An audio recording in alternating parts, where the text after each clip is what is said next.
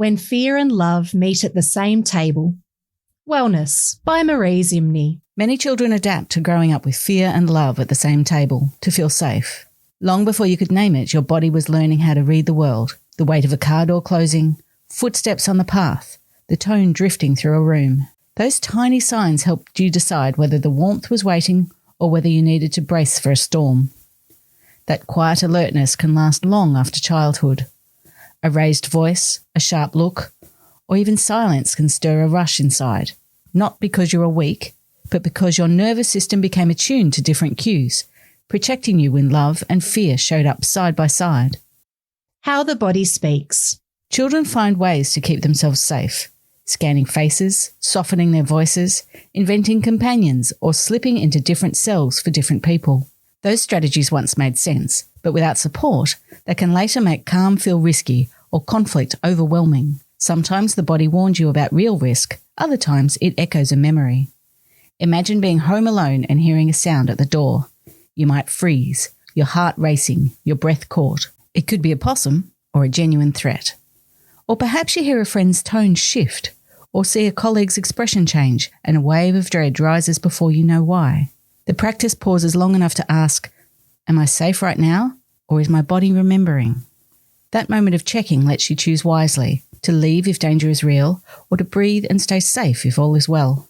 Understanding these signals allows us to see how early lessons can echo through our adult lives. How it shapes adult life. The lessons we learnt as children don't stay at the table where they began. They travel with us. They influence how we relate to friends, families, teammates, colleagues and strangers. Some become peacemakers, scanning for tension and smoothing it out before it rises. Others protect themselves by withdrawing or speaking sharply to hold space before anyone else can hurt them. These reactions are usually about safety, not malice. The body is asking, am I safe or in any potential danger? Often, we can revert to childhood memories, yet the work of adulthood is learning to pause long enough to find the answer.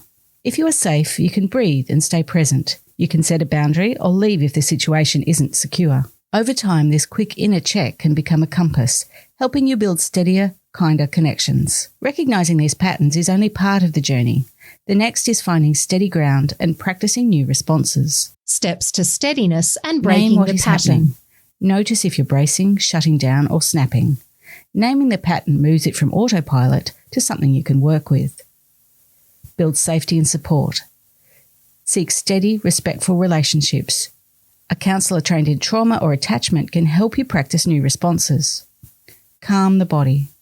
Slow breathing, grounding walks, stretching, nature, or therapies such as EMDR, eye movement desensitization and reprocessing, can help your system learn that calm is safe.